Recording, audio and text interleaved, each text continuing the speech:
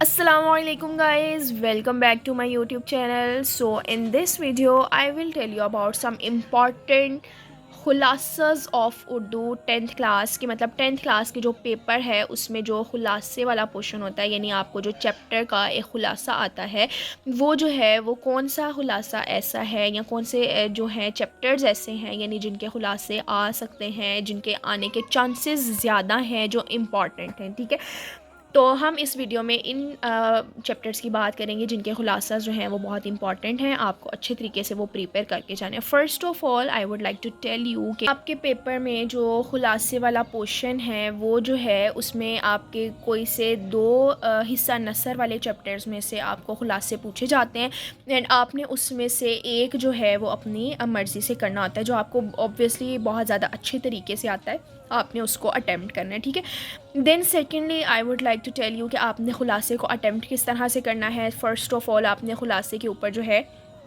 वो मुसन्निफ़ का नाम लिखना है खुलासा स्टार्ट करने से पहले, यानी कि जैसे ये आपका एक चैप्टर है मिर्ज़ा मोहम्मद सईद वाला, ठीक है, तो इसके मुसन्निफ़ कौन है? शाहिद अहमद दहलवी। तो आपको सारे चैप्टर्स जो हैं इनके मुसन्निफ़ अच्छे तरीके से याद होने चाहिए कि कौन से चैप्टर का जो मतलब टॉपिक है। जैसे मुलम्मा है, ये किसने लिखा है? हाजरा मसरूर ने लिखा है। चुगलखोर जो है वो किसने लिखा है? ठीक है, तो सबसे पहले तो आपने खुलासा स्टार्ट करने से पहले आपने मुसन्निफ़ का नाम लिखना है। ठीक है, उसके बाद आपने खुलासा स्टार्ट करना है। अब जब आपने खुलासा लिखना है तो खुलासा की लेंथ जो है वो एक्चुअली में कितनी होनी चाहिए? तो मैक्सिमम जो है वो 1.5 पेजेस की और मिनिमम जो है वो 1 पेज। ठीक है, 1 से 1.5 पेज में आपने खुलासे को कंप्लीट करना है, बहुत ज़्यादा लेंथी नहीं लिखना है, क्योंकि खुलासे का क्या मतलब होता है कि आप पूरे चैप्टर को समराइज़ करके लिख रहे हो, आपने उसको शॉर्टली एक्सप्लेन करना है। ठीक है, तो ब्रीफली एक्सप्लेन करना होता है आपने पूरे चैप्टर को, आपने बहुत लंबा खुलासा नहीं लिखना है। ठीक है, मैंने आपको बता दिया है कि लेंथ वाइज जो आपका शीट है, आपकी शीट है, उस पर 1 to 1.5 पेज आपने खुलासे का लिखना है। अब हम बात करते हैं कि ऐसे कौन से चैप्टर्स हैं जिनके खुलासा आने के चांसेस बहुत ज़्यादा हैं या बहुत इंपॉर्टेंट चैप्टर्स हैं। ठीक है, तो फ़र्स्ट ऑफ़ ऑल अगर हम बात करते हैं तो आपके पास जो ये चैप्टर है, चैप्टर नंबर 3 है हिस्सा नसर का, परिस्तान की शहज़ादी। This is very important for the खुलासा। ठीक है, इसके जो मुसन्निफ़ हैं वो कौन है? अशरफ सबूही। आपने ये वाला चैप्टर जो है परिस्तान की शहज़ादी, वैसे भी इसमें एक कहानी है और वो एक बार पढ़ के आपके जहन में रह जाती है। ठीक है, तो उसी को आपने शॉर्टली अपने वर्ड्स में एक्सप्लेन कर देना है खुलासे के तौर पे। ठीक है, तो परिस्तान की शहज़ादी इज़ वेरी वेरी इंपॉर्टेंट खुलासा।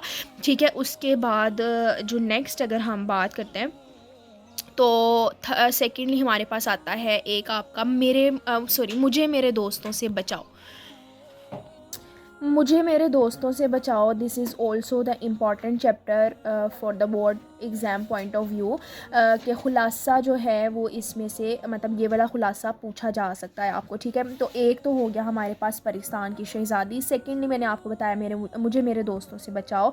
नेक्स्ट आपके पास जो नेक्स्ट इसी से आगे हमारे पास है मुलम्मा, this is also very important. ठीक है, मुलम्मा भी बहुत ज़्यादा इंपॉर्टेंट है, ये भी एक मतलब कहानी की तरह है, आप इसको एक बार पढ़ेंगे तो इंशाल्लाह आपको जो है वो ये मेमोराइज़ हो जाएगा।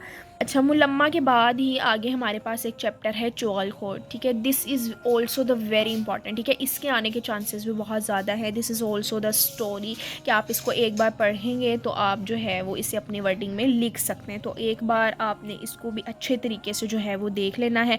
उसके बाद इसी से आगे हमारे पास आ जाता है नामदेव माली, ये वाला भी जो चैप्टर है वो इम्पॉर्टेंट है खुलासे के लिहाज से। उसके बाद है अली बख्श एंड देन है इस्तांबुल।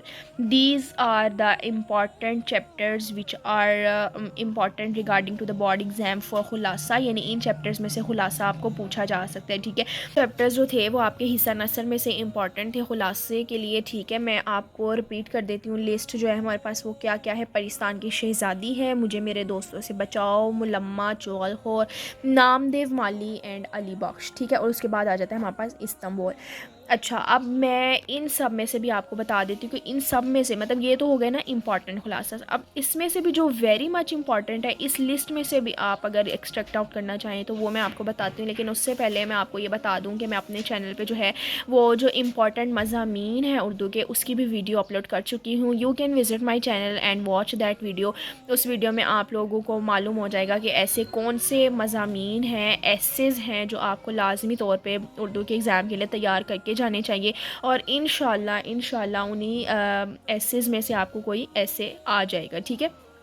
मतलब मेजर चांसेस हैं कि आपके पास जो है वो एसेस उन्हीं एसेस में से आएंगे, ठीक है, इंशाल्लाह। अच्छा, अब हिस्सा नसर की हम बात कर रहे थे, खुलासा की, ठीक है, मैंने आपको लिस्ट बता दी। अब इसमें से जो सबसे ज़्यादा इंपॉर्टेंट है ना, मैं आपको बताऊँ तो वो है हमारे पास परिस्तान की शहज़ादी। दूसरे नंबर पे अगर हम देखें तो मुलम्मा और फिर है चुगलखोर, ठीक है। पहले तीन मतलब ये तो आपने सबसे पहले ये तीन अच्छी तरह से कर लेने। उसके बाद अगर बात करते हैं ना हम, तो फिर आ जाता है मुझे मेरे दोस्तों से बचाओ, और उसके बाद पाँचवें नंबर पे आता है नामदेव माली, फिर छठे नंबर पे अली बख्श और इस्तांबुल, ठीक है।